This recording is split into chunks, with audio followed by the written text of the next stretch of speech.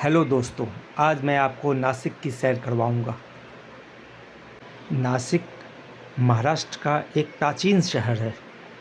इस पूरे वीडियो में मैं आपको नासिक में घूमने लायक स्थान और इसके इतिहास के बारे में पूरी जानकारी दूंगा। लक्ष्मण जी ने शूर्पणखा की नाक काटी और नाम पड़ गया नासिक। यहाँ त्र्यंबकेश्वर का मंदिर भी है, गोदावरी नदी भी है, सुंदर नज़ारे भी है और प्राचीन काल की इमारतें भी हैं और साथ में बहुत कुछ नयापन भी है जो आप आगे देखेंगे। हम लोगों ने यात्रा की शुरुआत कल्याण स्टेशन से की, जो महाराष्ट्र का ही एक स्टेशन है बॉम्बे के नज़दीक। और यहाँ से हमने ट्रेन ली। 4 घंटे का सफ़र था। 4 घंटे में हम लोग पहुँच गए नासिक। और नासिक का ये स्टेशन है। और स्टेशन पहुँचकर हमने बाहर में टैक्सी की और टैक्सी करने के बाद हम लोग निकल पड़े घूमने के लिए। नासिक से आधे 1 घंटे की दूरी पर त्र्यंबकेश्वर शिव मंदिर है जो त्रिबंक में स्थित है। और यहाँ जाने के लिए हमें बस भी लेनी पड़ती है सबों को, और टैक्सी भी जाती है। और बस में भाड़ा 70 से 100 रुपये लगते हैं और टैक्सी वाले 400-500 ज़्यादा भी लेते हैं। पिछली वीडियो में मैंने दिखाया था नासिक में मैं सुला वाइन यार्ड में ले गया था आपको, और उसमें 10 मिनट की वीडियो बनाई थी। और चूँकि 10 मिनट की वीडियो में हमने केवल सुला वाइन यार्ड के बारे में ही आपको बताया था, आप ज़रूर जाके देखिएगा पिछली वीडियो में। और आज का वीडियो हम बाकी पूरे नासिक को घुमाने में आपको घुमा के दिखाएंगे कहाँ कहाँ आपको ले जा रहे हैं। पहले तो हम आपको इसकी जानकारी दे दें हिस्ट्री की। इसका इतिहास क्या है? इसका इतिहास ये है कि यहाँ पर लक्ष्मण जी ने नाक काटी थी शूर्पणखा की, और इसी के नाम पर इसका नाम नासिक पड़ गया। ये राजधानी मुंबई से लगभग 190 किलोमीटर दूर स्थित है और इसको भारत की वाइन राजधानी भी कहा जाता है। नासिक प्रमुख हिंदू तीर्थस्थलों में से एक है। गोदावरी नदी के तट पर बसा हुआ है ये। और यहाँ पर जो त्र्यंबकेश्वर का मंदिर है वो 12 ज्योतिर्लिंगों में से एक है। त्र्यंबकेश्वर में हिंदू वंशावली रजिस्टर रखे गए हैं। पवित्र गोदावरी नदी का उद्गम त्रिबंक के पास में ही है। शायद किसी को भी मालूम नहीं होगा कि नासिक का पहला नाम गुलशनाबाद था। इसी नाम से पहले जाना जाता था ये शहर। नासिक उन 4 शहरों में से एक है जो हर 12 साल में एक बार विशाल सिंहस्थ कुंभ मेले की मेज़बानी करता है। नासिक जिले की एक महान पौराणिक पृष्ठभूमि है। भगवान राम अपने वनवास के दौरान पंचवटी में रहे थे। अगस्ती ऋषि भी तपस्या के लिए नासिक में ही रहे थे। गोदावरी नदी नासिक के त्र्यंबकेश्वर से ही निकलती है और त्र्यंबकेश्वर में 12 ज्योतिर्लिंगों में एक ये भी है।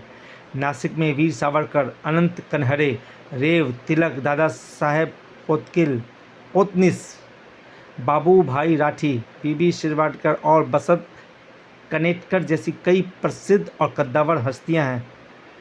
अभी हम लोग त्र्यंबकेश्वर मंदिर पहुंच चुके हैं और यहाँ से हम लोगों को गाड़ी छोड़ के आगे पैदल जाना पड़ेगा थोड़ी दूर। जहाँ पे मंदिर है वहाँ हमने अपने बेटे की काल सर्प की पूजा करवाई। मेरे बेटे शुभम थदानी की काल सर्प की पूजा करवाई गई और ये 4 घंटे लगभग ये पूजा चली। पूरे विधि विधान के हिसाब से की गई और बहुत अच्छे से करवा करके हमें बताया गया इसके महत्व के बारे में कि ये पूजा क्यों की जाती है। काल सर्प दोष की पूजा काल सर्प दोष से पीड़ित लोगों के लिए एक निवारण पूजा है। यह पूजा भगवान शिव को समर्पित है और माना जाता है कि इससे काल सर्प दोष के नकारात्मक प्रभाव को कम किया जा सकता है। त्र्यंबकेश्वर मंदिर से लौट के हम लोग शहर में आ गए राम सृष्टि उद्यान में, जहाँ भगवान राम की एक बहुत बड़ी मूर्ति लगाई गई और ये एक बहुत अच्छा पर्यटन स्थल है। बहुत अच्छा लगा यहाँ आकर के। इतनी विशालकाय मूर्ति के साथ हम लोगों ने फ़ोटो भी खिंचवाए और यहाँ पे बहुत सी भीड़ जमा थी। वैसे तो पूरा ही नासिक शहर बहुत खूबसूरत है, बहुत ही अच्छा लगा। और यहाँ पे अभी हम लोग चले आए गोदावरी नदी के पास। वहाँ पे हमें हमारे इष्ट सिंधी भगवान हमारे झूलेलाल जी का मंदिर दिखाई दिया। और यहाँ पे लंगर चल रहा था, और सुबह शाम यहाँ लंगर चलता है। हमारे इष्ट देवता झूलेलाल भगवान जी का ये मूर्ति रखी हुई है, और बहुत अच्छा लगा देख करके। ये गोदावरी के तट पर है, वहीं पर सिद्ध हनुमान मंदिर भी है, और ये हमारे झूलेलाल भगवान जी का मंदिर भी। यहीं आसपास मंदिरों की श्रृंखला है, जिसमें बहुत बड़ा मंदिर और पुरातन मंदिर कालाराम मंदिर भी है, और हम आपको आगे दिखाएंगे। कालाराम मंदिर के बारे में का अंदर का दृश्य तो नहीं ले पाए, लेकिन बाहर से हमने इसकी फ़ोटोग्राफी की। अंदर फ़ोटोग्राफी करना मना था, तो हम लोग बाहर से फ़ोटोग्राफी की हमने काला मंदिर की। और ये है गंगा गोदावरी मंदिर, जो गोदावरी के तट पर ही बना हुआ है। बहुत ही सुंदर, जैसा कि हरिद्वार में हर की पौड़ी है, ठीक वैसे ही याद दिलाता है ये तट। और बीच शहर के बीच में ही है ये। बहुत भीड़ भाड़ लेकिन साफ़ सुथरा, बिल्कुल अच्छा वातावरण है यहाँ का, एकदम धार्मिक वातावरण। लोग नासिक घूमने आते हैं, गोदावरी नदी देखते हैं और गोदावरी नदी में नहाते भी हैं। लेकिन कोई नहीं जानता है कि यहाँ पे दो नदियाँ आपस में मिलती हैं, गोदावरी और कपिला। यहाँ संगम होता है, ये तपोवन है जहाँ पर इसका संगम होता है। और आप लोग जब भी आइए नासिक, तो ये संगम ज़रूर देखने आइएगा। नासिक में गोदावरी नदी के अलावा वैतरणा, भीमा, गिराना, कश्यपी और दराना जैसी नदियाँ भी बहती है। हालांकि तपोवन में गोदावरी और कपिला का संगम विशेष रूप से प्रसिद्ध है। अभी हम लोग पंचवटी में ही घूम रहे हैं, और इसके बाद हम लोग आगे बढ़ेंगे, और जैसे जैसे आगे बढ़ेंगे एक एक चीज़ की जानकारी आपको देंगे कि कौन सा अच्छा जगह है यहाँ पे घूमने लायक, और कितनी कितनी दूर है। लगभग सब नज़दीक ही है, केवल त्र्यंबकेश्वर ही दूरी पर है, जहाँ 1 घंटा जाने को लगता है। बाकी सब आपके बाइक से या ऑटो लेके घूमने से सब नज़दीक ही है। सीता जी की गुफा भी है, जहाँ पे सीता जी को राम जी ने रखा था, जहाँ से उनका हरण किया गया था रावण के द्वारा। उस गुफा की झलक भी हम आपको आगे दिखाएंगे। और ये अभी हम लोग निकलेंगे इस गोदावरी नदी के तट से, और हम आगे बढ़ेंगे। ये देखिए बहुत ही साफ़ पानी नज़र आ रहा है। और यहाँ पे मेरा ये शुभम थदानी मेरे बेटे आ रहे हैं। चलिए, और हम लोग देख रहे हैं लगातार सफाई हो रही है, आप भी देख पा रहे होंगे। लगातार नदी की सफाई होती रह रही है, सफाई कर्मी लगे हुए हैं सफाई करने में। ये देखिए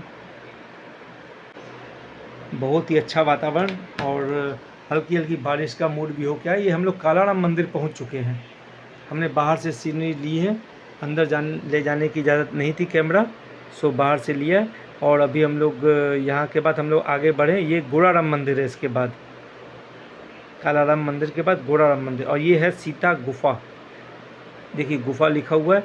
बहुत ही अंदर जा कर के गुफा का दर्शन हुआ है, बहुत ही गहराई में है, बहुत लंबी लाइन थी, और करीब 1 घंटे के बाद नंबर आया था।